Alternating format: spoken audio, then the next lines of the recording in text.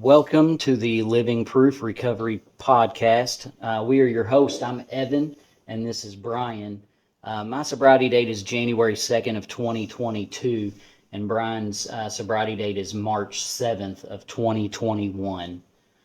We're coming to you guys today. We don't know what the fuck we're doing. We're winging this. We're winging it, but we're here to share a message and share our experience, strength, and hope with the world and whoever can receive it. So we'll just kind of jump right in here and we'll let Brian kind of qualify yourself a little bit and tell us what brought you to this lifestyle, what brought you into sobriety. Well, what brought me into sobriety is that I was hopeless and I got beaten down to such a point by alcohol, prescription painkillers, Suboxone, cocaine, Adderall. I was addicted to all of these things. Pretty much anything that anything that could make me feel different, right? Right. So that was my solution for my entire adult life, for not having to deal with the way I felt inside, to not have to deal with the real world.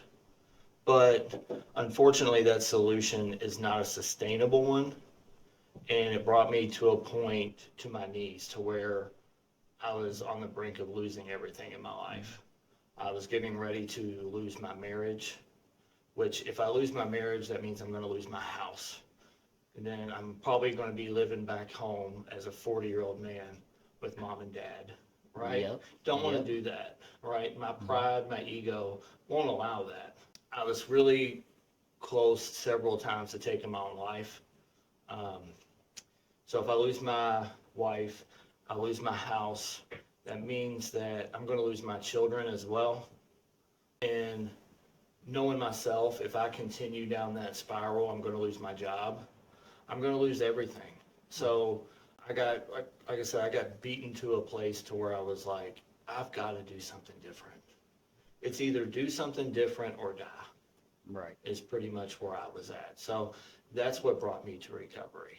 Right. And something else that just came to my head, because we've talked about it before, and I know a lot of people in your story have probably heard it, but what about that I believe it was the last time that you used, right? If I'm wrong, correct me, but something about the sense is you already had a little bit of sobriety under your belt, and then you used again, and your wife walked in on you and asked you what the fuck you were doing, and your response was, I don't know. Right. So that wasn't the last time that I used. Okay. That was back in like 2019. That was right before the first time I went to inpatient treatment. Okay. So it was maybe 7 or 8 months before I actually got sober. So yeah, I had no idea what I was doing, right? So I'd been sober. I'm the king of doing things the easier, softer way, Absolutely. right? Absolutely. So what I did was I needed help. I reached out for help to my wife and told her that I was sick. And, she of course said, I know, I woke up in the middle of the night, or I was working a third shift job, and I was laying in bed at night and I was crying, and it woke her up. And she said, what's wrong? And I basically said, I need help. So what I did was, she said, well, I think you probably need to go to treatment. And my response was, absolutely, but not inpatient treatment. Your way, your treatment. The kind that no one has to know about it, so except for my employer, right? I did it all in secret. My parents didn't know, her family didn't know, my wife's family didn't know, my friends didn't know. I'm just off on medical leave, right? And so I did an outpatient treatment, and I stayed sober for about 4 or 5 months. And then just one day, someone reached out to me and was like, "Hey, got something you might want." not a thought went into my mind to not to say no, or all the things that I've learned in outpatient treatment, none of that, just gone. Just, oh, I'm on my way. And I went and picked it up, and I bought a bunch of pain pills, took almost all of them at work that night, and then in the morning I was going to go play golf. Right. And I'm snorting pills off of the kitchen counter. And she walked in and her jaw hit the floor and she said, "What are you doing?" And that was probably the first time that I ever really got honest, Right. because my response was, "I don't know." Because I didn't know. I didn't know why do I keep doing this? Like, I had no idea, like, why I keep doing this. I know better. So it sounds like that was probably your first moment of, man, I have lost the power of choice, right? Absolutely, because now hindsight, now I know what was wrong, but then I'm just thinking that I'm some weak-willed fuck up, Right. because, and of course, when that happened, I'm on the pity party, bro. Like, it was Oh yeah, insane. poor me, poor I'm Brian. sitting there crying. I can't do nothing right. I'm a fuck up. I'm just a screw up. Why don't you leave me? And all it's this not, kind of stuff. and it's not funny, but It's not, because it but is a real thing. it is. That's It a is. real It's thing. not funny, So, but looking back, I can be like, what was I doing? right, we can You look know? back and see how we were, Yeah. myself included. So Absolutely, man. Just sick to the core. yeah, But it all goes back to, I was trying to do things my way, is what it came back to. It's like, I want to recover in silence. And we know that our secrets keep us sick. And you can't recover without other people knowing about it. right, Because, what happens when I'm at a get together at my mom and dad's house and there's drinking and they want to know if they ask me if I want a beer, and I'm like, I got to come up with some lie. Now I got to Yeah, lie about yeah, why I don't want a beer. Like, it's just constant, just right. lying. I want to recover out loud. I don't care who knows it. Yeah. This is me. This is the real authentic me now. Right. I hid behind all these masks for so long. Why do I need to try to wear different ones in sobriety? I don't, it doesn't bother me to openly say that, Right. because when I do recover out loud, that opens the door for somebody else who's silently struggling to, because I've had that happen to me as well, to where someone I haven't spoke to in years reaches out through Facebook Messenger or whatever it is, and they're like, "Man, I know you're sober, and I need some help." Right. And if I'm recovering in silence, I can't fully reach people. I can't You're give too back. anonymous. Right. Yeah. So, and it's my anonymity. Right. So if I want to put it out there, it is what it is. Well, and that's kind of the way I was looking at it. It's like, oh, well, this is an anonymous program. Number one, I Right. wasn't in the program, right? So, but Yes, I get it. I was so anonymous about it that I was useless, Right. right? Like, I couldn't help anybody. I couldn't do anything. Like, who am I helping if no one knows? Right. So, and all I'm doing is living a lie. I'm still, it's the same behaviors that I had. All I've done is just not drink and do drugs. And from what I've learned about the disease of alcoholism and drug addiction, or, just in my own life, my own experience, is that when you take those things away from me, I don't get better. I get worse. Absolutely. Right, because now my external world, my marriage, my job, my bank account, things like that will improve, but inside, I'm suicidal or homicidal, right? Right. And I can only, because I have no anesthetic, because the drugs and alcohol were doing something for me. They were helping me. Thank God for drugs and alcohol. I just want to put that out there, right? Because if it wasn't for drugs and alcohol, I wouldn't be sitting here today. Exactly. Twofold, right? I wouldn't be sitting here talking about recovery, and I probably wouldn't be alive, because I probably would have killed myself. Because every time that I tried to kill myself was in sobriety, or abstinence, I should say. Not, Right. I wasn't recovered. But I want to kind of go back a little bit and talk about the things during that period of time that I was clean, what I was doing, right? And it's important because I wasn't doing jack shit. And Been there. and that's how I got back to that moment to where I had that saying that where I didn't even have a defense against when someone said, "Hey, I got something you want." I didn't even have a defense against it because I wasn't doing anything. The only thing I had done was gain some knowledge about myself and about the disease of alcoholism. But that's not enough to overcome it. Just knowing. Right. I've known drugs are bad my entire life, you know, but that never stopped me from Yeah, doing we're them. taught that at such a young age. Yeah, by just Nancy in Reagan, society. just say no. Right, You know, right. well, I can't. I can't just say no, right? My mind won't let me. Like I am. That's the thing about this illness is that it's a form of mental insanity, right? Like, and people don't understand that they don't have it.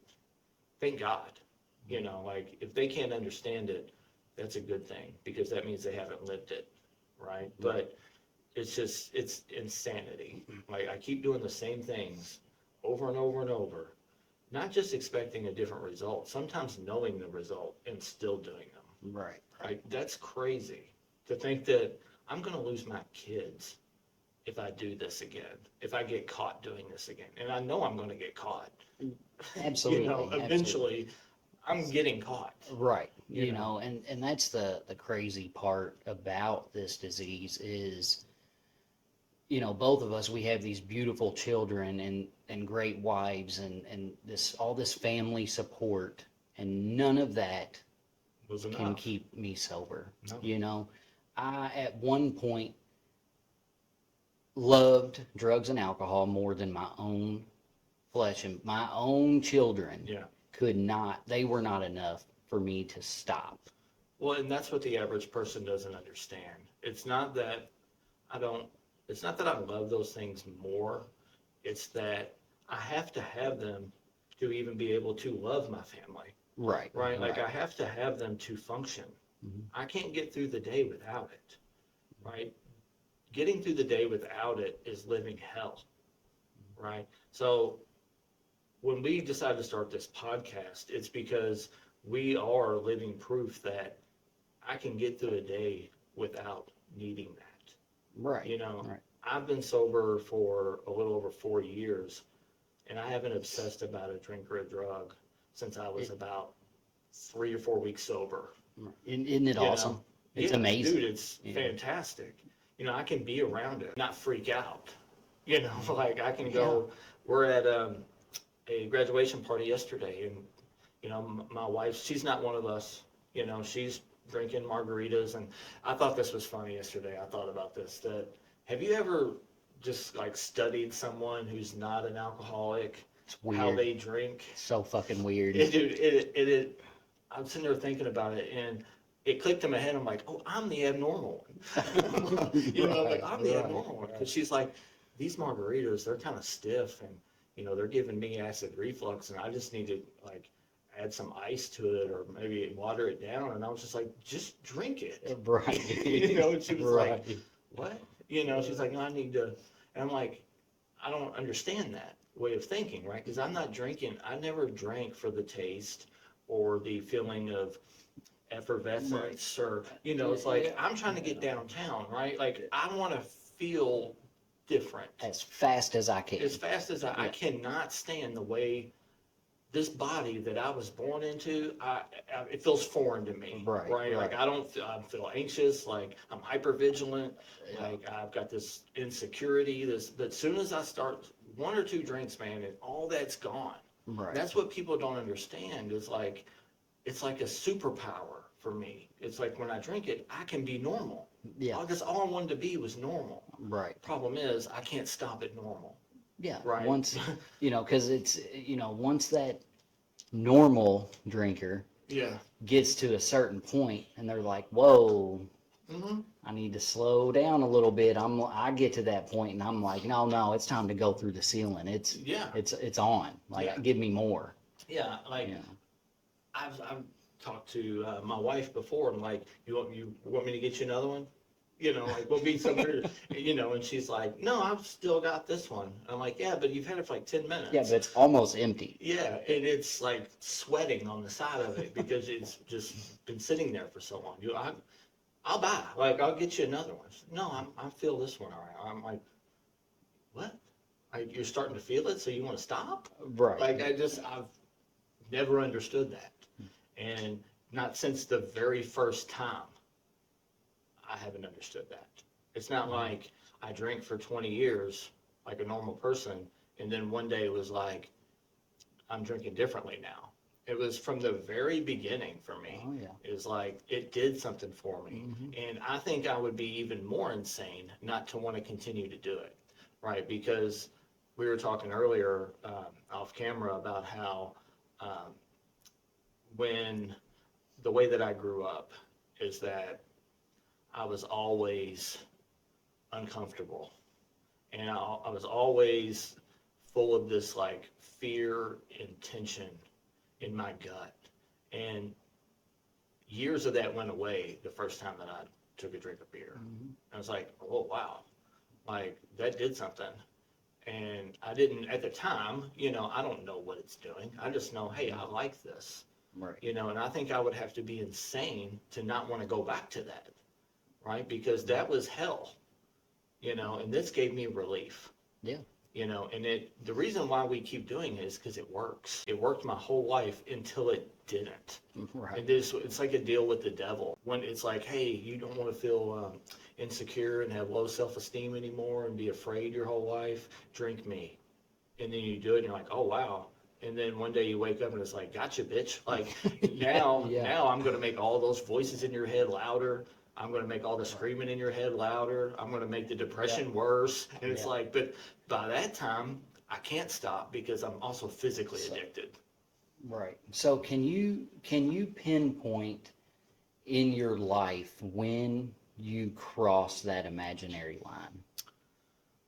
I would say it was pretty early on. At the time, so I knew probably when I started taking, so this is probably like 2008, 2009-ish, somewhere around there, when I started getting prescribed pain pills. That's when I consciously knew, hey, this is becoming a problem. Right. Like, I can't not take these.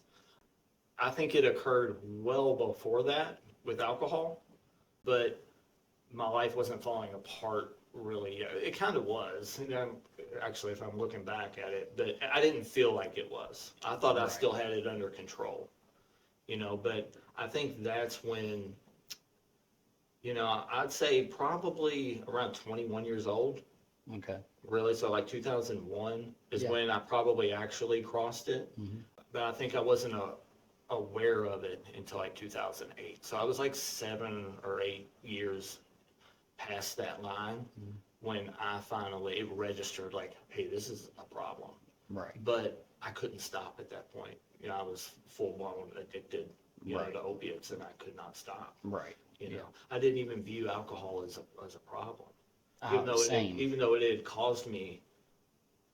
I mean, my first marriage was just chaos, Right. and a lot of it was because of my drinking. Absolutely. Because I didn't know how to handle anything. It kind of brings up another point of the way that I was growing up, and I don't know if you experienced this or not, but I'm kind of curious to see what your thoughts are on it. Like, I know a lot of people, alcoholics and addicts, feel this, but this incessant need for validation and approval from others. Like, I had to have it. Like, you have to like me. If you Yes. don't like me, or if you're not paying me attention, something's wrong. And I will do anything I can do to get your attention. Right. And then when I don't get it, I'm going to act like a complete asshole.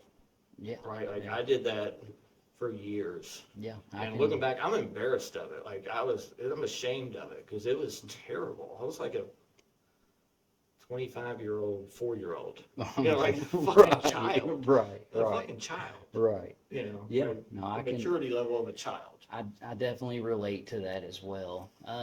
But I figured real quick what we can do before we kind of almost flip the script a little bit and for this first episode, I get to say a little bit as well. Leave us with what's the hope? What's the hope?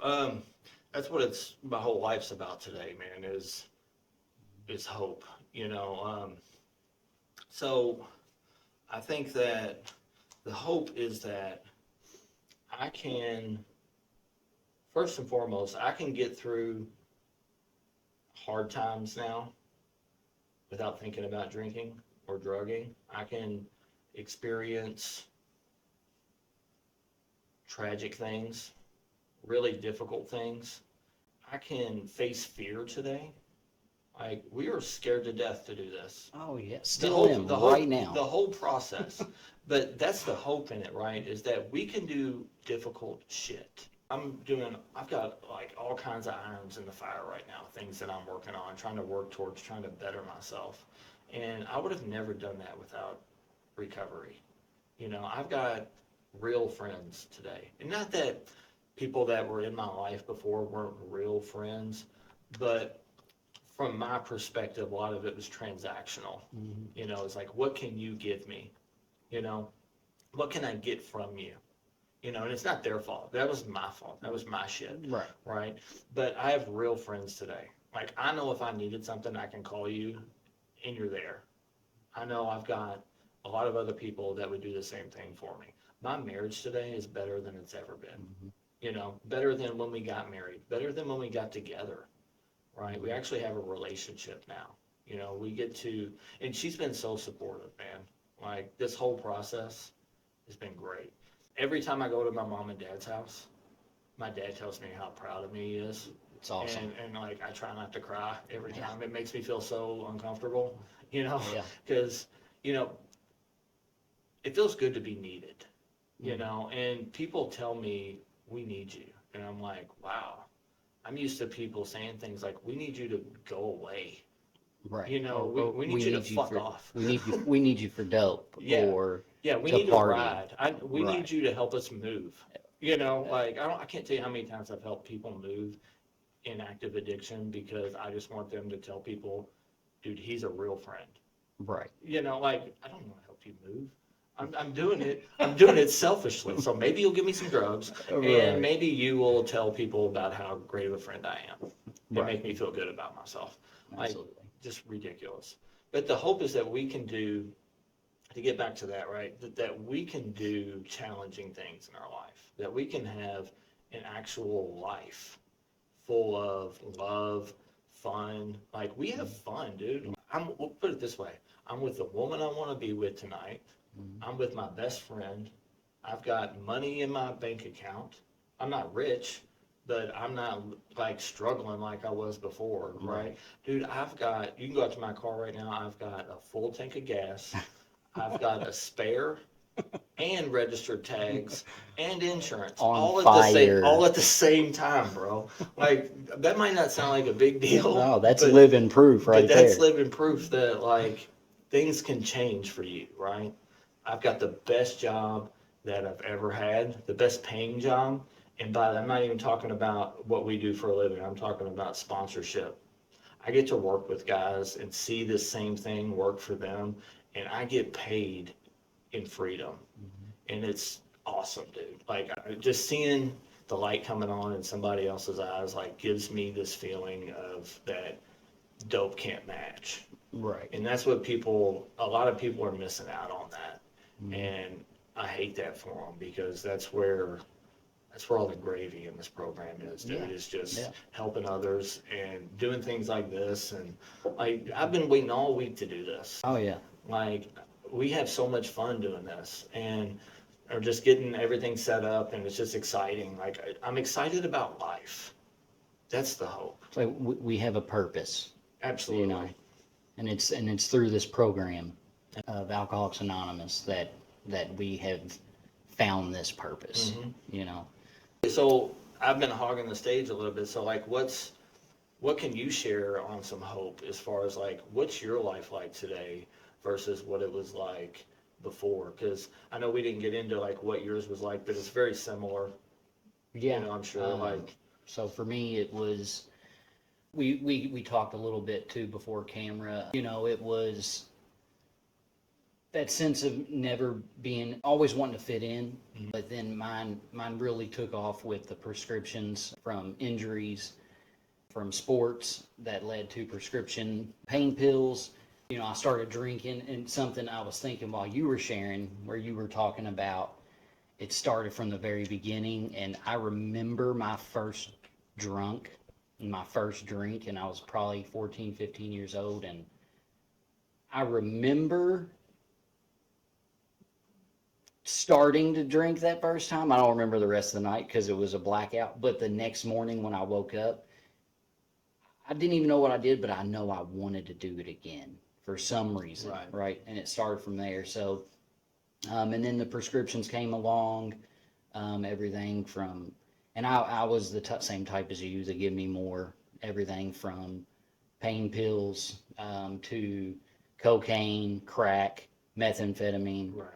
anything that gave me, and, What you got? know, and then it eventually led me to an IV drug user. You know, that was the only way I did stuff once I experienced that Right. years ago. So I'm sorry. What So was what's the hope? So what's the what's hope? the hope? So it's man, the hope is, you know, that we get to carry this message today and show people, like the way my life is today with my wife and my kids. You know, it's so much different than what it was in the past. Obviously, I can show up for them today, you know, and be the dad and the husband That's that a I'm big supposed deal. to be. Absolutely. And I get to live, I've got to live multiple lives in one, Mhm. which most people don't get to experience that, right? And through this program, and something that happened yesterday with my son's birthday party, it's hot as fuck. You know, it's so hot outside, and I'm sweating, miserable, and I kept bitching about it. I'm like, it's hot, it's fucking hot, it's fucking hot. And my It's hot in wife, this room right now. it is, but my wife put me in check, and I had to stop, and I was like, she's fucking right. All she said was, you're right, it's hot, but guess what? You get to throw your son a birthday party today. Mm. And I was like, damn. Hey, it's a pretty I was cold like, piece damn. right there. I Yeah. was like, she's right. So I was instantly able to change my perspective. I was hot as fuck, but guess what? Like the smiles and the joy that Mhm. were on not just my son, but my youngest son, all three of my kids, and all the other kids in my family, surrounded by all my family who's so proud of They're me at your today. house. They're at my house that Right. I own, Yeah. you know, and I got to stop and look around, and I'm like, man, this is the hope. Yeah. Like, here I am now, like, you know, like, and it's all because of this program, you know. It and just and makes me smile. dude, it's fucking awesome. Dude, it It's is. fucking crazy, It you is. know, the things that this program and God has given me, Mhm. and the strength and the perseverance to keep going and to do these things that are challenging, the things I don't want to do, but I said I'm going to do them, and I'm going to keep pushing through. You got some integrity I today. got a little bit of integrity today, Yeah. you know. Um, so man, it's a whole different life, It you is. know. I get to help family today in so many different ways where they would have never called on me to do in the past, you know, and it's awesome. You know, we just went on this huge family vacation a couple weeks ago. Um, and it was incredible. It was stressful with 20 people, but it was awesome. Right. You know, I was actually wanted there, you know, so. You know what the cool thing is, man, is that to to experience or to have the things that we're talking about, it's not a hard thing to do, or it's a simple thing to do, right? If anyone that's listening that wants to have a piece of that, that freedom, that joy, that happiness, if they want to have that, all they have to do is do the things that we do. And Absolutely. they could easily have it. Yeah. They could easily have it. It's not like we unlocked some special code. Right. You know, it's And like just take some suggestions. I fought Do it some for shit. I fought it for so long, I know. you It's know, ridiculous. and wanted to do everything my way. Yeah. Because my you way know? works so well. And I would, I was in and out for a while, and I put time together, some good amount of time Right. here and there. And it was always like I would take bits and pieces. Mm-hmm. I'll do a little bit of this your all's way, but then majority of it I'm going to do my way. Yeah, half Right. measures. Right, absolutely. Yeah. So once I really gave in and said, you know what, I'm going to let someone else show me. And in my, over these last 3.5 years, in my story, it's I haven't had to let one person show me. You've been the biggest impact in my life by far through Well, my thank journey you. I appreciate that, so man. far. But there's also been several other men in my life that I got to collectively take something from everybody and let everybody show me how to do this thing. You know what I think is the biggest thing that, or the biggest, I'm trying to think what the word is. The thing that I could grasp onto the most is when people are living it. It was never like, it's not necessarily someone coming down and teaching me something out of this book or saying some hip, slick, and cool phrase they heard or something like that or some life lesson. It was like they're living it, and you see that, and it's like that carries a lot of weight. Absolutely. When someone's words match, their actions match their words, Right. and they're just living it, and it's like, dude, like I saw you 2 months ago and you looked like shit, and now you're a transformed person and you're living different. Like, man, maybe I want some of that. Like, what's he doing? Then you go talk to them, you find out what they're doing, and you're like, oh shit, it's doing the deal. Maybe I Right. need to try and do some of that shit. It's awesome, dude. Yeah. Like, it's living proof. Yeah. That's Yeah. what you see people doing it. Right. Like Absolutely. out in the world. Not in some little bubble. Not just 1 hour a day in a meeting. It's when you see them run into somebody at Kroger. They're the same way as they are when you see them in an AA meeting. Right. Right. That's some pretty cool shit. Yeah. So, I don't know. You want to wrap it up? Thank you for tuning in to today's episode of the Living Proof Recovery Podcast. We hope you found encouragement and insight on your journey toward recovery. Remember, every step you take is a step toward healing and growth. If you enjoyed this episode, please subscribe to our YouTube channel and share it with someone who might benefit from our discussions. Your support helps us continue to spread hope and inspiration to those in need. Until next time, keep moving forward, stay connected, and remember, you are not alone on this journey.